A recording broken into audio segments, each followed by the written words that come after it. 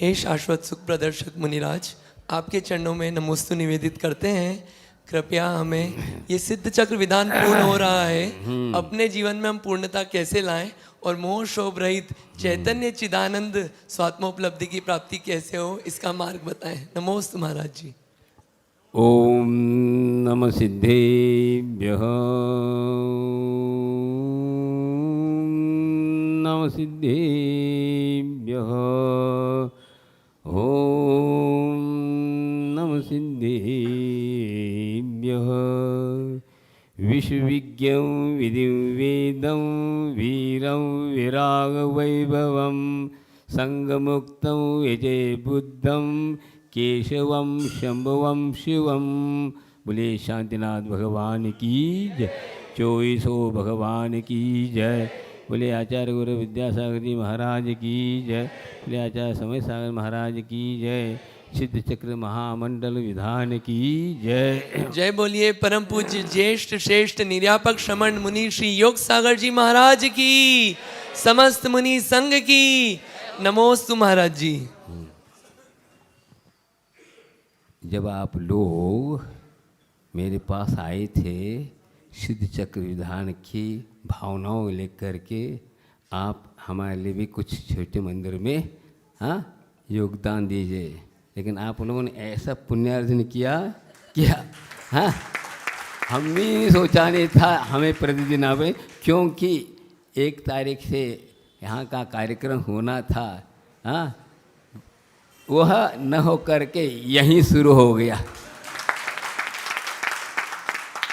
ये तो है अलग अलग अंदर की पुण्य की बात है। अब समझ में पुण्य किसको कहते हैं, पुण्य का प्रभाव क्या है। ऐसा थोड़ी है, पुण्य जो है जड़ नहीं है। ये सब भव का कारण नहीं है, भव का नाशक है, ये समझे। बड़े बड़े तीर्थंकरों ने भी पुण्य को अपनाया क्या अपने आप आएगा। विशुद्धि का नाम पुण्य है, पवित्र आत्मा का नाम पुण्य है। पुनाति आत्मान पवित्र करोति स पुण्य। तो जिसके द्वारा आत्मा पावन पवित्र बनता है उसका नाम पुण्य है। तो आप लोग भी बहुत अच्छे शांतिनाथ भगवान के चरणों में बैठ करके ऐसे आराधना कर रहे हैं, ऐसी पुण्यार्जन कर रहे हैं, जिसके कारण हमें भी इस मंडल में आनंद लेने का सौभाग्य हमें भी मिला। ये तो कहना पड़ेगा, अलग अलग है पुण्य है तो क्वालिटी अलग अलग है। तो यह ये है कि जब तक पुण्य है पाप है तब संसार में है, ये तो हम भी जानते हैं। लेकिन कुछ ऐसी पुण्य है जो आपको यहाँ से 3 लोक के शिखर पर पहुँचाने में सहायक है, समझे। यही यह महत्वपूर्ण है। तो इस हुंडास्मन काल के इस चतुर्थ काल में, इस वर्तमान काल में 24 तीर्थंकर हुए। अंतिम तीर्थंकर महावीर भगवान जब पंचम काल लगने में 3 साल 8.5 महीने शेष रहे, तब यहाँ से वे प्रस्थान कर गए। उसके बाद इस धरती पर कोई दिव्य देशना को सुनाने वाले कोई नहीं हुए, सामान्य केवली हुए आदि। इसके बाद सुत केवली हुए, उसके बाद अराती आचार्य भी हुए। होते होते कई आचार्य उसी दिव्य देशना को अपना करके उसका अनुभव करते हुए आज तक यह परंपरा यहाँ तक आई है। उन्हीं के यह महान आत्माओं की यह देशना हमें प्राप्त हुई, जिसके कारण हम भी उसका आस्वादन करने के लिए हम भी आतुर हैं और अनुभव कर रहे हैं। तो इस करीब 2000 साल पूर्व एक महान आचार्य, जो कि साधवाद केसरी कहना चाहिए, वे महान साधवाद के महान पूजक समंतभद्र आचार्य हुए, जिन्होंने ऐसी भक्ति की कि क्या चंद्रप्रभ भगवान प्रकट हो गए। जैसे उनने वंदना की तो क्या चंद्रप्रभ भगवान प्रकट हुए। बहुत ऊंची चीज़ है। उन्होंने एक प्रतिज्ञा की थी, यदि मैं नमन करता हूँ तो यह फट जाएगी, लेकिन पट करके हाँ वीतराग मुद्रा चंद्र पर भगवान प्रकट हुए। तो ऐसे समंत भद्राचार्य भविष्य युगों के लिए ऐसे ऐसे ग्रंथ लिखे। आप लोगों श्रावकों के लिए भी एक रत्न सावकाचार्य लिखा, जिसमें बहुत अच्छे अच्छे उन्होंने अपनी व्रतों के बारे में, श्रावकों के बारे में कहा। उसमें एक छंद है क्या, पाप मरातिर धर्मो बंधुर्देवस चेत चिन्हवन समय में यदि जानते श्रेयो ज्ञाता ध्रुवम भवती।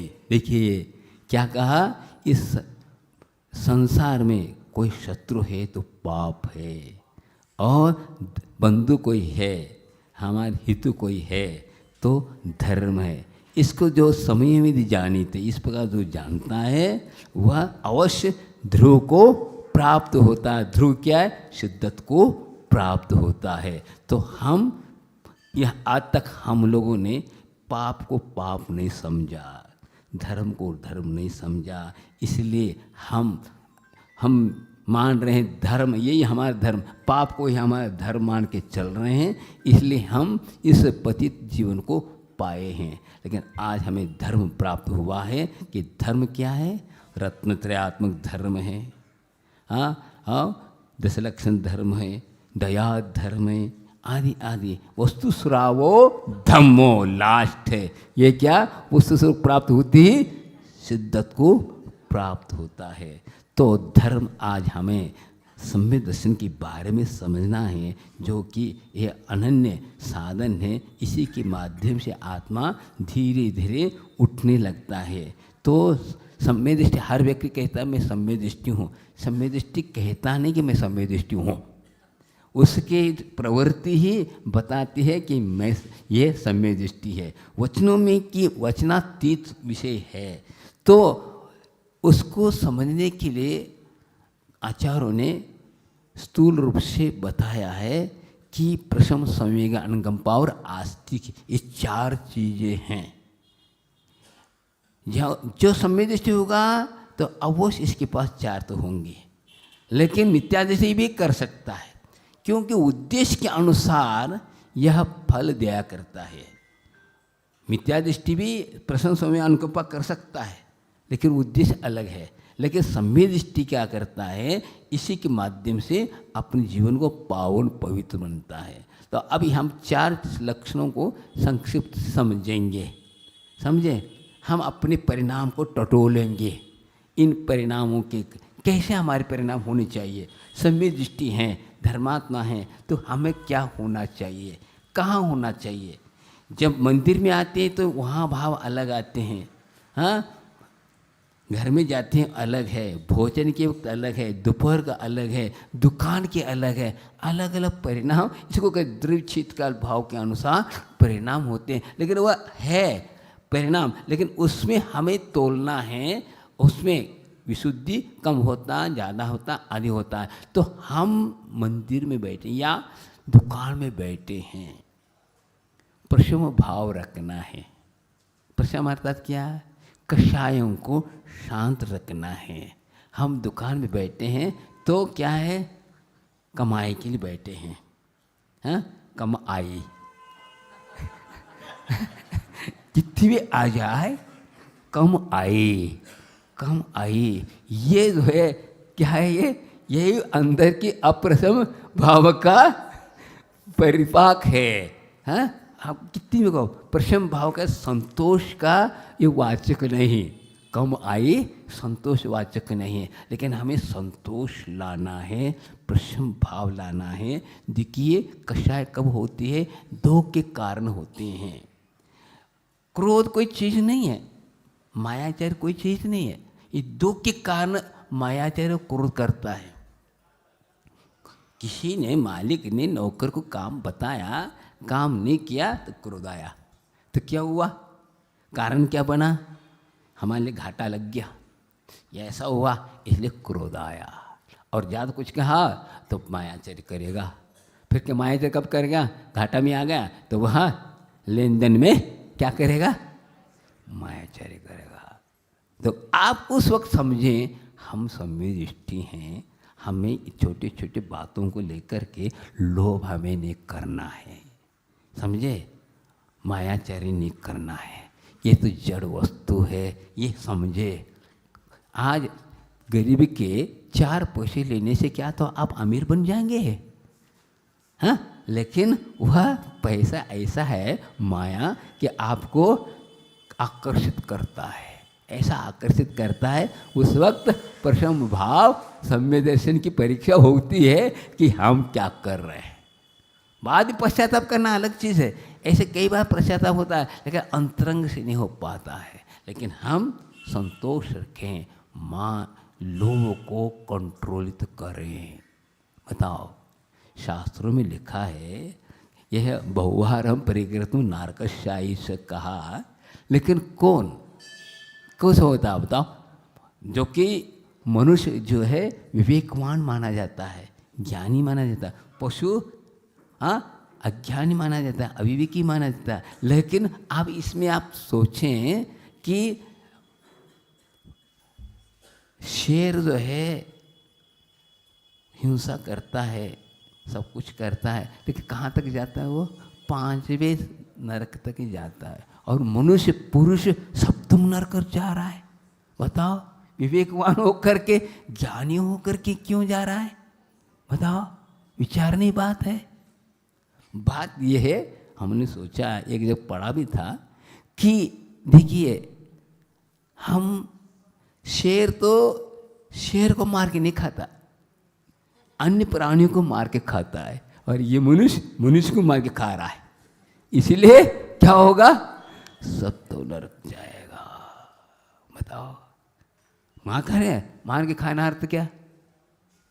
बात क्या है, हम खून सोचते हैं, उनको ऐसे कर रहे हैं, दूसरों को तकलीफ दे रहे हैं। अब क्या होगा? ये किसके पीछे? जड़ के पीछे, धन के पीछे, संतोष के अभाव में, लोभ कर्म के उदय में ये हो रहा है। तो आप सम्यक दृष्टि हैं तो प्रशांत रूप प्रशम भाव रखे, कषायों को कंट्रोलित करे। कम से कम चतुर्गुण स्थान की योग्य, पंचम गुण स्थान की योग्य आप परिणाम करेंगे। अनंतानंद जन न हो, अप्रत्याख्यान जन नहीं हो, बस तो कम से कम भी आप हो जाएंगे। तो अवश्य आपके जो है यह सम्यक दर्शन टिक सकता है। यदि आगे बढ़ गया तो आपका यह रतन समाप्त हो जाएगा। देखिए, तो हम ये सोचते हैं व्यापार करिए, इसमें ये भी बताया शास्त्रों में कि कई लोग आज कहते खेती किसानी करना ठीक नहीं, पाप होता है, व्यापार करो। लेकिन शास्त्र में लिखा क्या है? उत्तम खेती क्यों कहा? मध्यम व्यापारी कनिष्ठ नौकरी क्यों कहा? बताओ। देखिए, किसान एक ऐसा है, देखिए आदिनाथ भगवान ने कृषि को उपदेश दिया। क्यों दिया? आज जितनी भी हम देहधारी हैं मनुष्य धरती पर, सब अन्न की उत्पत्ति होती है, अन्न के द्वारा जी रहे हैं। तो क्या कोई फैक्ट्री से पैदा होता है? नहीं होता है ना, होता है तो जमीन किसानी से। तो आप उसको आप हिंसा क्यों मान रहे हैं? एक शिष्य ने पूछा गुरु महाराज से, यह ब्रह्मांड जो है पूरा जीव से ठसाठस भरा हुआ है, तो अहिंसा धर्म कैसे पालन करें? कैसा होगा? और अहिंसा पर धर्म का पहले भी ना, आत्मा यहाँ से मुक्ति को प्राप्त नहीं कर सकता, अहिंसा धर्म को पाना है। और हिंसा होती, हिंसा मतलब क्या? राग और द्वेष ये होता है, मूल तो ये है कषाय, और उसके कारण हिंसा होती, बाहरी प्रवृत्ति होती है। तो बताइए, तो उन्होंने उदाहरण दिया बहुत सुंदर। 2 व्यक्ति हैं, एक किसान है, हल चला रहा जमीन पर, और एक छाया में बैठा है, एक जाल बुन रहा है। जाल किसका? मछली का। कौन हिंसक, कौन अहिंसक? है, ये तो कुछ नहीं कर रहा, वो तो हल चला रहा है, जमीन पर चल रहा है, उसमें तो जीव मर रहेंगे, एक इंद्र 2 इंद्र, उसमें भी मर सकता है। लेकिन ये क्या है? नहीं, अभिप्राय भावों की है, संकल्प हिंसा हम त्याग कर चुके, हम मारना चाहते हैं। और वो संतोष किसान जो है क्या है? वह सब कुछ चाहता है सभी इस धरती पर भूखे न रहे और भोजन करके भगवान का भजन करे, ये भावना है उसकी। समझे? हल तो चला रहा है, उसलिए कहा जाता है कि यह उद्योगी हिंसा है, न कि संकल्प हिंसा है, निष्प्रयोजन। हाँ, आप और भी खा सकते हैं, मछली क्या तुमसे बिगाड़ी है, वो तो पानी में रहने वाली, तुम क्यों कर रहे हो, यही तो समझना है। हाँ, हमारे जैसे उसका भी जीवन है, आदि आदि, ये समझ नहीं रहा है, लेकिन कषायवश ये कर रहा है। इसलिए किसान जो है, देखिए उनकी की बात, उसी की बदौलत ये सब हम लोग जी रहे हैं। यहाँ तक कि भी साधु भी उसी की बदौलत जी रहा है। अन्न के अभाव में संयम का पालन नहीं हो सकता, तो इसका श्रेय किसको जाएगा? किसान को जाएगा ना। लेकिन बात इसके अलावा वो इतना संतोषी है, उसका जो है पूरा का पूरा फसल बाहर खुले में है, कोई ऐसे थोड़ी कि ताले में बंद है, कुछ भी नहीं। सभी पशु पक्षी खाते फिर बाद में खाता है। पशुओं को कौन खिलाने वाला है बताओ? कोई खा रहा है? कोई शेर साहूकार दे रहा है? कुछ नहीं कर रहा। तो आप ये सोचिए ना, यहाँ पर दृष्टि करिए, ये दृष्टि, इसलिए उत्तम खेती कहा गया। तो एक भक्त था, वो ये चाहता था मैं जब तक रहूं तब तक, मैं जब तक जिसको भी देखूंगा भूखा नहीं दिखना चाहता। मेरे रहते सबको मैं भगवान को भोजन कराना चाहता हूँ। तो भगवान से भजन से पहले भोजन जरूरी है, भोजन के बिना भजन हो नहीं सकता। तो उसने क्या किया, कई प्रकार के क्या होते हैं, साधन होते हैं। आप लोग व्यापार करते हैं, एक विद्या भी क्या है, ये भी एक क्या है, षट कर्म के अंतर्गत ये भी कर्म है। ऐसे में सिद्ध करो देव को, और उससे ये मांग करो कि इस धरती पर ऐसी फसल आए, कोई ये नहीं कर सके भूखा न रहे, सभी संतोष के साथ रहे। क्योंकि ये सबसे ज़्यादा पीड़ादायी ये रोग, कौन सा रोग, क्षुधा रोग खतरनाक है। तो वो यहाँ तक कि तीर्थंकर भी जब छद्मस्तावस्था में वो भी आहार को निकलते हैं, वो गरीब हो अमीर हो जा करके हाथ पीते हैं। तो ऐसी स्थिति है, इतनी पावर है उसके पास, तो उन्हें सिद्ध किया। कौन? किसान। और क्या होते ही देव प्रसन्न हुआ, कहता है क्या चाहिए तुझे? मुझे चाहिए नहीं, मैं चाहता हूँ जिस प्रकार मैं प्रसन्न हूँ उसी प्रकार सब प्रसन्न रहे, सभी सुखी रहे। ये कि ऐसे है शरीर के कारण ये भूख के द्वारा अनेक प्रकार की पीड़ा होती है, सबको मिले। इसलिए मैं ये चाहता हूँ आप ऐसा वरदान दो, ऐसी शक्ति दो, मैं फसल को अच्छी तरह उगाऊँ, सबको खिलाए। आशीर्वाद। फिर क्या हुआ? वो कहता है देव परीक्षा करता उसकी, जो फसल आएगा ऊपर का मैं लेऊंगा। बताओ, ऊपर का मैं लेऊंगा। कोई बात नहीं, ले ये कह दिया उन्हें, वो भी कम नहीं था। कौन? किसान। उन्हें क्या किया? मूंगफली बो दिया,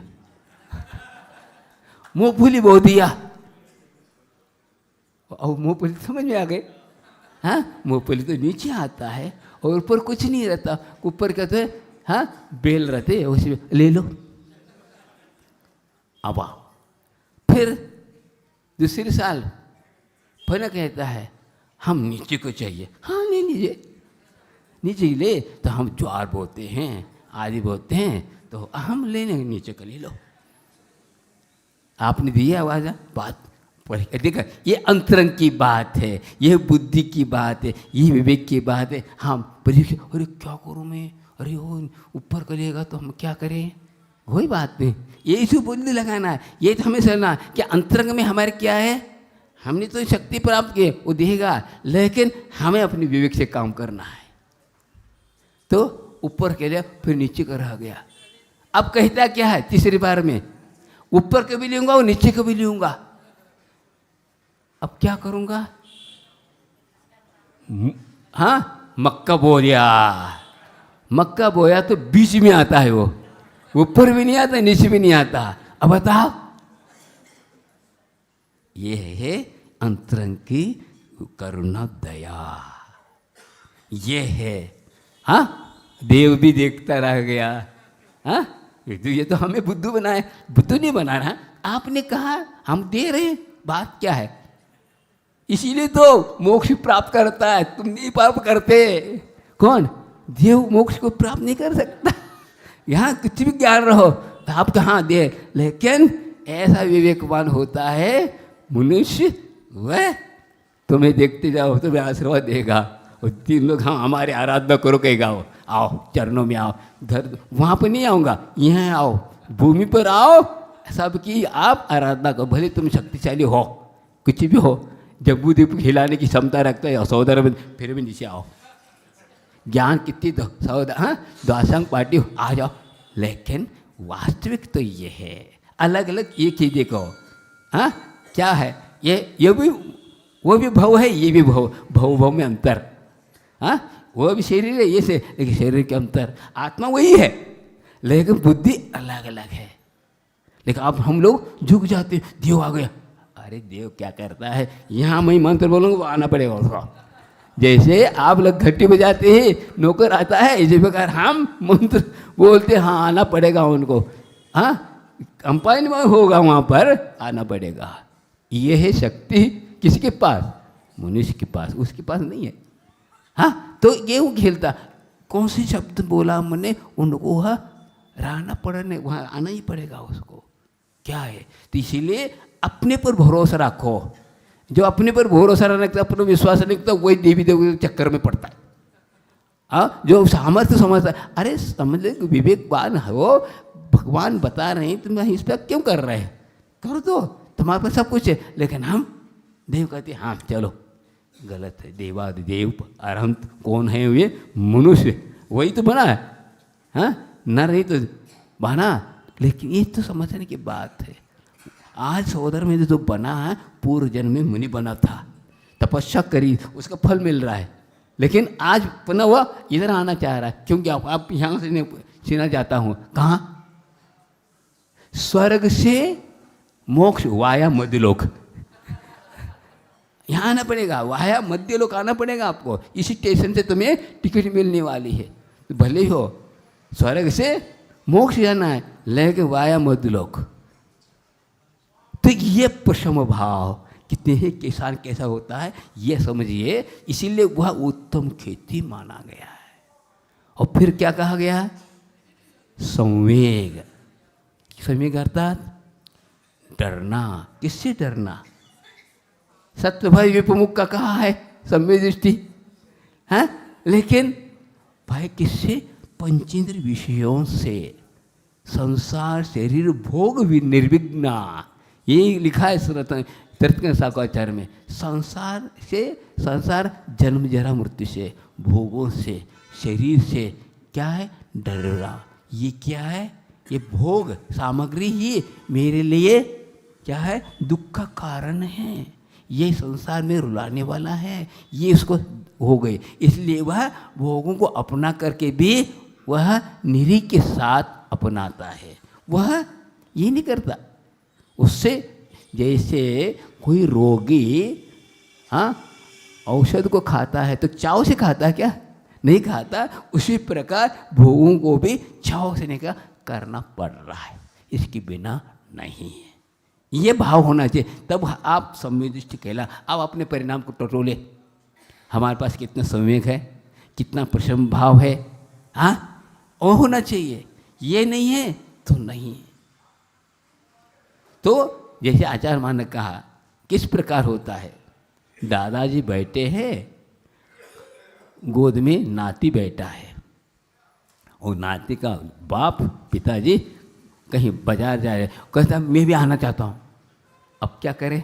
वो कैसे ही कहते, बेटा यहीं बैठे दादाजी के, मैं मिठाई लाता हूँ। बस बैठ गया, और उनने काम करके मिठाई भी ले आए। फिर हमारे बच्चे को हाँ ले लो, और दादा के भी एक दे दो। अब दोनों खा रहे हैं। दादाजी नाच रहे हैं क्या? बच्चा नाच रहा, कूद रहा, फलाने का आनंद मना रहा है, और दादाजी खा रहे हैं, खाए, वो नाच नहीं रहे। हाँ, वो उसको देख करके हाँ ये भी ले लो बेटा, हमने बहुत खाया। इसी प्रकार सम्यक दृष्टि होता है, मिथ्या दृष्टि होता है। मिथ्या दृष्टि तो बाल बच्चों जैसे भोगों में नाचता कूदता रहता है। सम्यक दृष्टि क्या रहता है?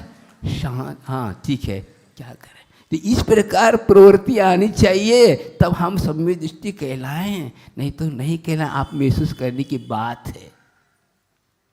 अब ये हुआ, क्योंकि टाइम की भी ध्यान देना है। 4 बातें और है, 2 और बातें हैं। टाइम तो है, घड़ी में है, लेकिन उपयोग करना है अपने को। है यही चाहिए ना। तो ये क्या होगा?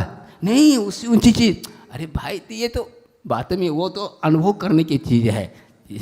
हाँ तो ये आप ये हुआ, क्या हुआ? संवेग हो गया। समझ में आए ना? आप दादाजी बनना चाहते हैं कि बच्चे बनना चाहते हैं? बताओ। नाती बनना चाहते हैं? दादाजी बनना चाहते हैं ना, तो आप दादाजी के हिसाब से करिए। हाँ भोगों से निवृत्त होइए, आदि आदि होइए। हाँ हर्षित नहीं होइए, भोगों से हर्षित नहीं हो। कहते हैं ना भोग निद्रा का कारण। कैसे भगवान ने के बारे में बताओ? भोग निद्रा के कारण कुछ का, सम्यक दृष्टि का किस प्रकार होता है वो? देखिए आप देखिए, इमली का नाम लेते ही मुंह में पानी आ रहा है, इसका मतलब भोगी है वो।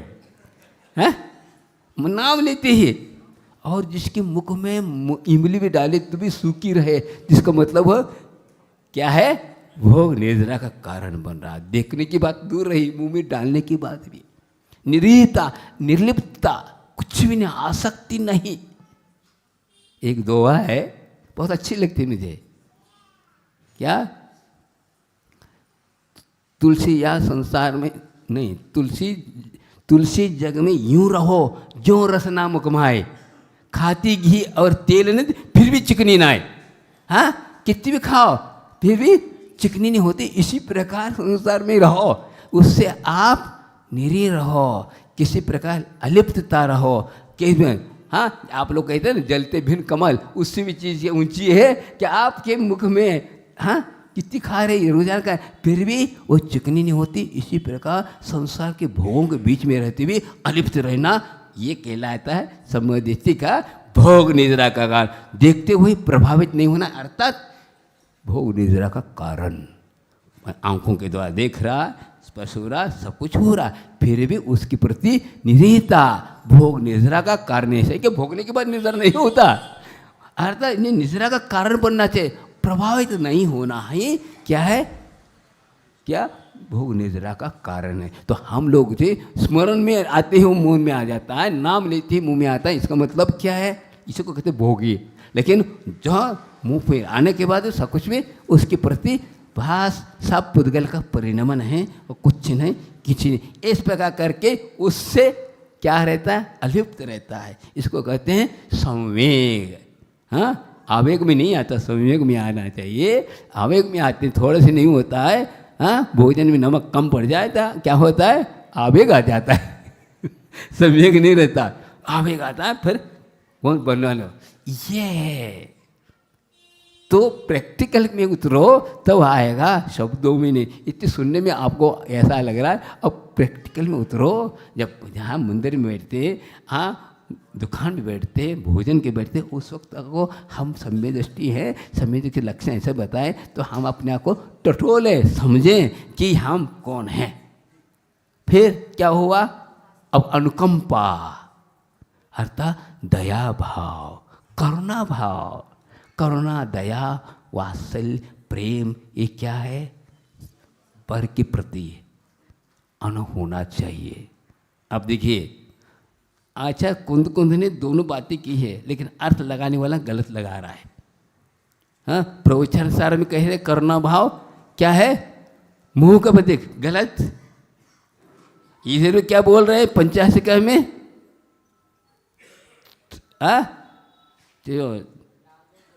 नहीं, सुनो, गाता आ रही तिसंग बहु कृवा दोइन दृष्टुम दुहित मनो परिवर्तित किम्या तस्य सा अनुकंपा। अनुकंपा की परिभाषा क्या?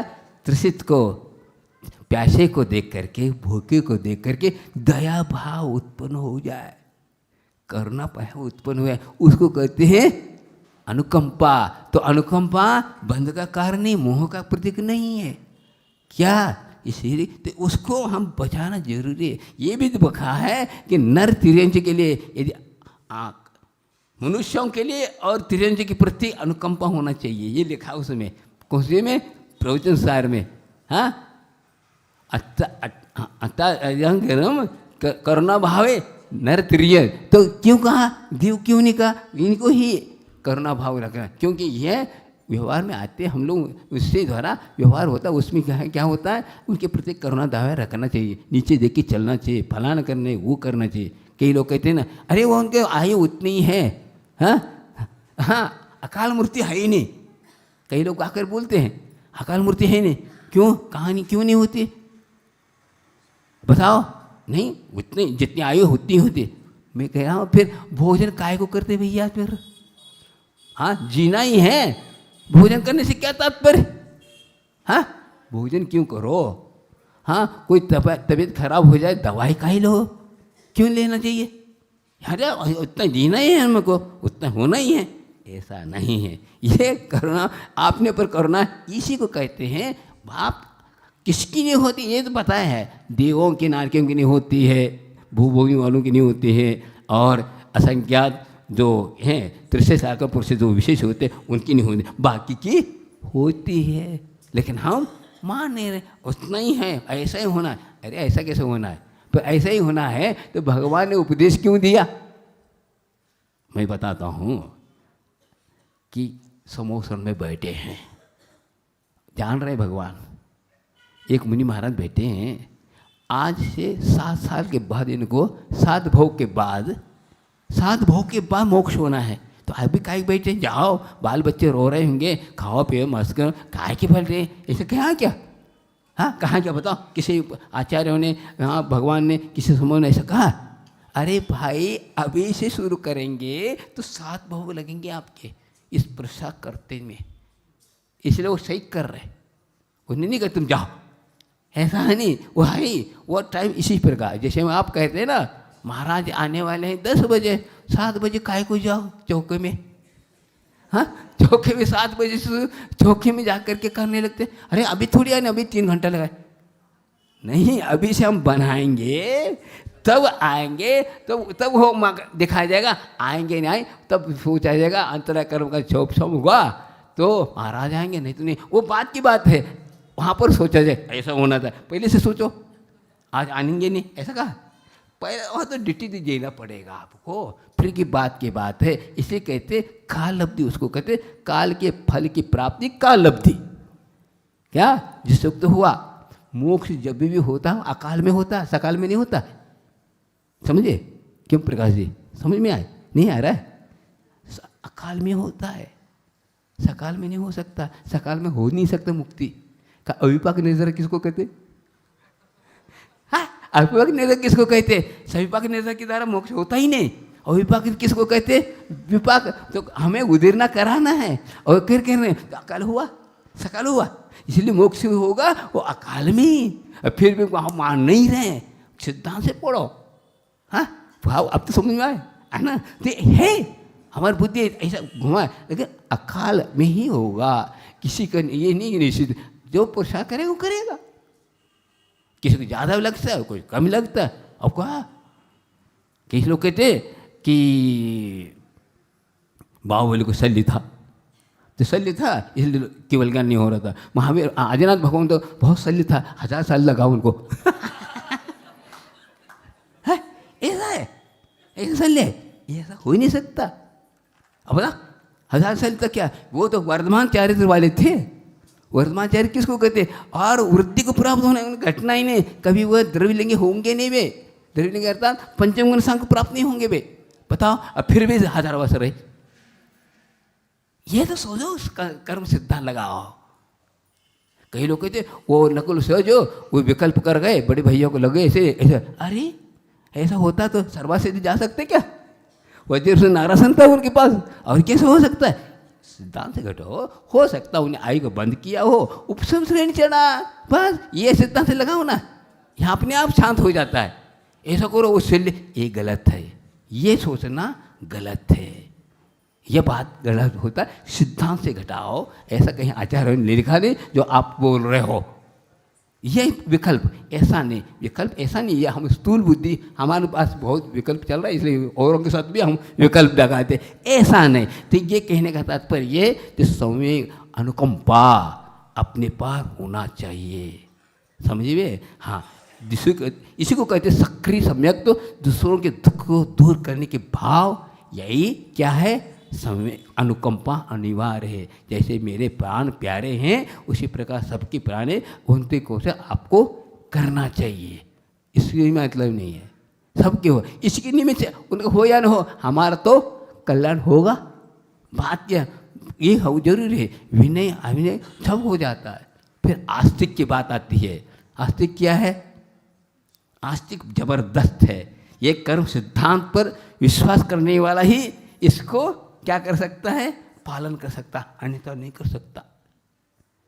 कई लोगों के आते हैं, बात होती, एक लड़का था बहुत जबरदस्त था और पूजा पाठ सठ कर्म जितने अच्छे बढ़िया आवश्यक सब काल करता था, लेकिन हुआ क्या, जीवन तो एक साथ चलता नहीं, उतार चढ़ाव चलते रहते। उसको हो गया क्या अनुसार, सोचता है गलत हुआ, इतना मैं कर रहा हूँ, धर्म कर रहा हूँ, करुण कर रहा हूँ, भगवान मेरे तरफ ध्यान नहीं दे रहे, कैसा क्यों हुआ?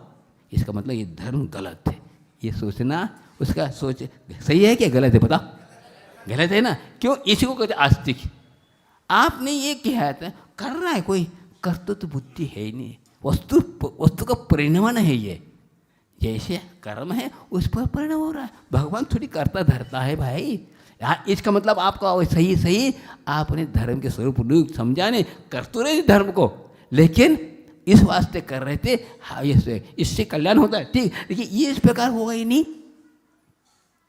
बताओ, अरे देखो चक्रवर्ती सनत कुमार चक्रवर्ती हुआ, हाँ, त्रिशे सागर पुरुष के अंतर्गत, हाँ, कामदेव भी था, अब फिर भी क्या हुआ, कोड़ी हो गया। कोड़ी होने के बाद वैराग्य हो गया उसको, बताओ। उससे पहले तो रागी था, हाँ, और होने के बाद उसको वैराग्य हो गया। 100 साल तक क्या उसका ये किया, उन्हें रोग बना रहा है और रोगी होकर के भी वह समता रहा। बताओ कितना ये कहलाता है वस्तु स्वरूप है कि ये मैंने जो किया वो आ रहा है, वो बस ये सिद्धांत अटा के, ये आज तक इसलिए कहता हूँ, आज तक हम लोगों ने कर्म सिद्धांत पर विश्वास नहीं किया। धर्म तो किया लेकिन कर्म सिद्धांत पर विश्वास नहीं किया, जिसके का कोई करता धरता नहीं। यही तो हो रहा है कि हमारी ये मिथ्या है, इनने किया कह सकता है। उपादान को निहारो, निमित्त मत कहो। निमित्त तो है लेकिन निमित्त कई प्रकार के हैं। ऐसा काल थोड़ी कुछ कर रहा है, काल तो शुद्ध है भाई साहब। अशुद्ध होकर के शुद्ध, वो क्या करेगा क्या बताओ? आज पंचम काल है, कोई भी काल है, 4 व्यक्ति, एक त्रिनेत्र गति को प्राप्त हो रहा मर करके, और देव जा रहा, एक मनुष्य हो रहा, और हाँ सब कुछ हो रहा है। तो क्या काल तो वही सबको है, ये कोई ऐसा भेज रहा है, ये भेज रहा है, ऐसा है। ये निमित्त है, सामान्य उदासीन निमित्त है, प्रेरक निमित्त नहीं। प्रेरक निमित्त तो गुरुदेव है, उनकी आप अपने मानी नहीं, इसलिए ऐसी स्थिति हो रही। गुरुदेव की बात मानते तो ऐसी स्थिति नहीं होती। प्रेरक निमित्त अलग है और उदासीन निमित्त अलग है। तो आप देखो, ये इसलिए आप प्रेरक निमित्त है, उपदेश इसलिए सुनने चाहते हैं, तो उपदेश की इसलिए प्रेरक है। हाँ नहीं भाई, कान पकड़ेंगे, हाँ ऐसा नहीं, ऐसा करो। भगवान की वाणी तो भगवान तो उदासीन इसलिए है, वो कुछ कह नहीं रहे, लेकिन गुरुदेव कह रहे ऐसा नहीं, भगवान ने ऐसा नहीं कहा, ऐसा करा, तुम समझो इसको। ये है तो अपने को ये अपने उपादान को, इसी को कहते आस्तिक धर्म। मैंने इतना प्राप्त किया, हाँ कर्म निद्रा हो रही है, होगा, एक सा नहीं रहेगा। ये तो कर्म, इसको कर्म के सिद्धांत को समझना। मैंने आपको प्रत्येक कर्म आपको ये बता रहा है, तुमने ऐसा परिणाम किया था जो आज सामने आ रहा है। अच्छा किया तो अच्छा आ रहा है, बुरा किया तो बुरा आ रहा है। यही में सोचो ऐसा क्यों हुआ, हाँ बता रहा है। एक 4 लाइन हमने लिखी थी। ये 4 लाइन हम मोक्ष प्राप्त करने तक इसका उपयोग कर सकते हैं। क्या है? विगत के जीवन को अवगत करना है, विगत के जीवन को अवगत करना है, आगत कर्म के उदय को जानो। विगत के जीवन को अवगत करना है तो आगत कर्म के उदय को जानो। जिसकी हम अपेक्षा करते हैं विगत मैंने उपेक्षा की है, जिसकी हम अपेक्षा कर रहे हैं विगत में मैंने उपेक्षा की है, जिसकी हम उपेक्षा कर रहे हैं विगत में मैंने अपेक्षा की है, और कुछ नहीं। क्या आज हम अपेक्षा कर रहे हैं हम भी संयमी बने, लेकिन विगत में मैंने उपेक्षा की है, इसलिए आज प्राप्त नहीं हो रहा है। क्या हो रहा है? हाँ, हम भी चाहे कह रहे हैं हम भी गुणस्थान प्राप्त करें, क्यों नहीं गए? हो क्यों ना? चारित्र होने का बंद हुआ है, वो उदय में आ रहा है, नहीं हो पा रहा है। हाँ, अब पहले में आप उपेक्षा किए थे, इसलिए आज अपेक्षा कर रहे, इसलिए आप हो रहा है। आज हम उपेक्षा कर रहे हैं, लेकिन वो नहीं रहा, आपने पहले किया था। आज अपेक्षा कर रहे हैं कि वो इस प्रकार हर चीज़ में ज्ञान की बात में है। ज्ञान में की हमने उपेक्षा की था, वह ज्ञान का दुरुपयोग किया। नानस दुपोत्तम मोह पाव पौधा होती, कुंद कुंदाचार्य कहते हैं ज्ञान का दुरुपयोग किया। तो क्या हुआ? आज ज्ञान हमें नहीं मिल रहा है, सम्यक ज्ञान नहीं हो रहा, विकास नहीं हो रहा है, लेकिन हमें संतोष रखना। बस कर्म सिद्धांत में विश्वास करो, ये मेरा ही है। हाँ, अच्छे तंदुरुस्त क्या चाहिए? शरीर चाहिए। पिछले भाव में अच्छा तंदुरुस्त शरीर था, लेकिन इसका हमने विषयों में डाला, इसलिए आज रोगी बन करके सामने खड़ा है। ये लगाओ, कुछ भी हो, ये हो रहा है हमारा ही है सब। उपेक्षा और अपेक्षा लगाओ। अपेक्षा करते हुए उपेक्षा क्यों हो रहे? हमने उपेक्षा की, इसलिए ऐसा हुआ। किसी की हमने निंदा करी, हाँ पहले, आज हमारी निंदा हो रही है। उसकी हमने उपेक्षा करी थी, आज हमारी उपेक्षा हो रही है। हाँ, आज कोई मेरे लिए प्रशंसा कर रहा है कि आज पुण्य का उदय है, कोई मेरे लिए दुष्कार रहा है, पहले देख रहो, देखो कहाँ से कि मेरा पाप का उदय चल रहा है, इसलिए हो रहा है। कोई बोल नहीं सकता, बोल क्यों रहा है ऐसा? ये मेरा कर्म का हुआ। ये इसका करके अपने आप ठंडा हो जाए, बहुत आनंद आएगा। बुद्धिपूर्वक यदि हम क्या करते हैं, हाँ, कर्मों के साथ करेंगे तो अपनी आप शक्ति आती है, धैर्यता आती है, हाँ, गंभीरता आती है, वीरता आती है, और क्षमा करने के भाव शुद्ध आ जाते हैं। ये सब क्यों आता? ये हम नहीं तो नहीं आएगा। सो कुंद आचार्य ये मूलाचार्य में कहा दुखम सह, कहा दुख को सहो। क्यों सहो? अब सहेंगे तभी तो वहाँ दुख को जीत पाएंगे, नहीं तो नहीं सहेंगे। सहेंगे ना पढ़ने का, क्योंकि हमने उधर ना कर रहे हैं ना, संयम लिया तो उधर न हो गई, उधर ना होगी क्या? तो उसको हम चैलेंज दिया ना, चैलेंज दिया तो अपने को अपनाना है। उपवास किया और अच्छा जो पेट भरा जैसा अनुभव होगा क्या? है? नहीं हो सकता, उधर होगा, लेकिन उसको हमें जीतना है। मुख्य बात है पेट भरने के बाद भी जैसा आनंद आता है उसी प्रकार उपवास में लाना है। ये है संयम, ये है संयम, इसको कहते हैं। इसलिए वो अपना धीरे धीरे होता है, एकदम नहीं होता। हम चाहते हैं हो जाए, ऐसा नहीं। हाँ, 2 कदम रखें, रफ्तार की बात करते हो, गलत है। रफ्तार नहीं, चलो तो सही, कदम तो बढ़ाओ, तो हमें धीरे धीरे आएगा। भाई होता है, जब आप देखिए नया कोई पेन लेते हैं, चालू नहीं होता, करते करते करते चालू होता, इसी प्रकार है। तो आप तो करे तो सही, हाँ रुचि होना चाहिए, तत्काल नहीं होता, आना चाहिए। इसी प्रकार आज हम बोल रहे हैं आपसे। जब मैं आया था कुछ जानता ही नहीं था, लेकिन दृढ़ता बनी रही। हाँ, थोड़े नमक मंत्र का अर्थ नहीं जानता था, फिर भी मैंने ब्रह्मचर्य व्रत ले लिया।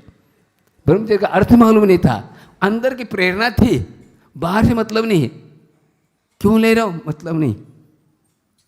ये शरीर का बाप भी बैठा था सामने, कहता है देख पालन नहीं कर पाओगे तो मेरे पास नहीं है ना, रोते हुए। ये अभी भी वाक्य याद है, हो जान दो। अभी तो अभी हमें आ रहा है, वो उनके शब्द सुन ली, उनने कहा उनकी बात हमें मानना है। बड़े जो कह रहे हैं उसकी बात मान के, ये हमारी बात अभी तक वही चल रहा है। बड़े जो कह रहे हैं उसकी बात हमें मानना, इसी में मेरा हित है, बाकी बात नहीं। बस हमें जो कह रहे हैं इसका मतलब मैं नहीं पा रहा, कुछ क्षमता होगी तभी तो बोल रहे हैं। भले मैं समझ नहीं पा रहा हूँ, लेकिन वो समझ रहे हैं, वे समझ इनके पास क्षमता है, कर लो, हाँ कर लो।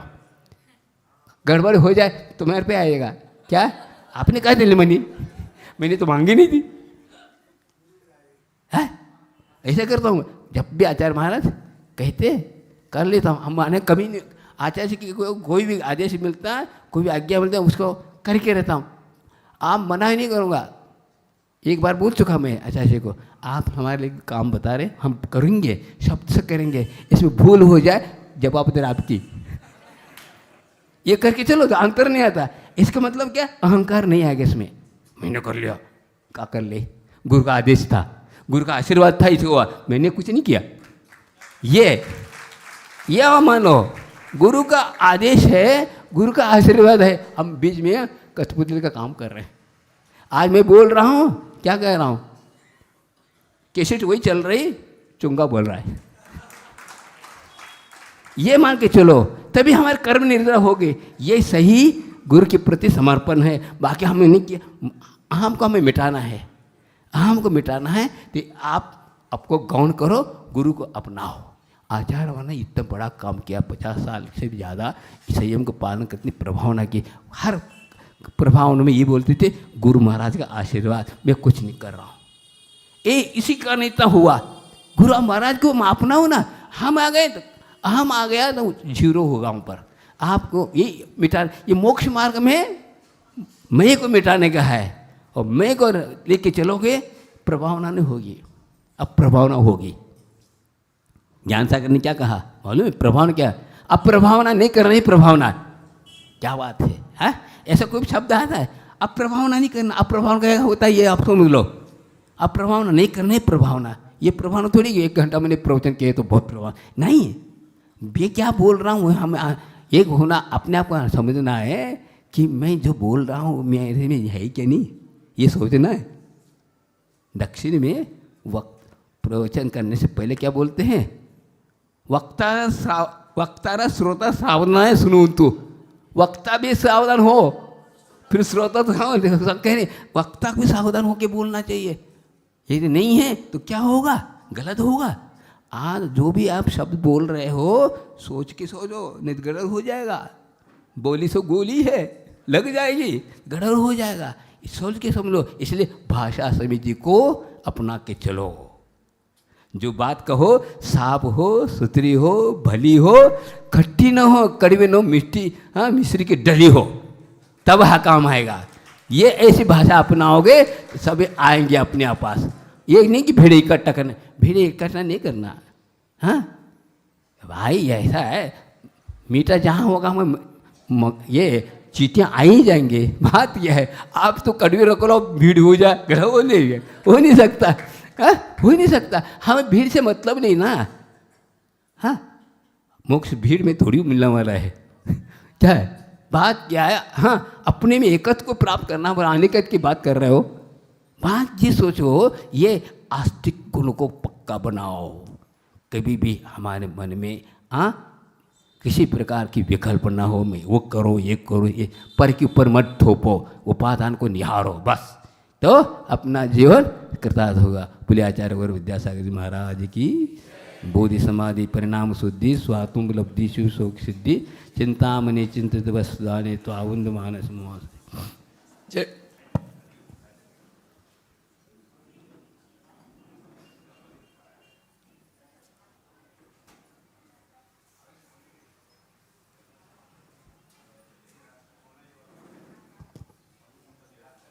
चलिए जय बोलिए परम पूज्य जय श्रेष्ठ निरापक श्रमण मुनि श्री योग सागर जी महाराज की जय। समस्त मुनि संघ की।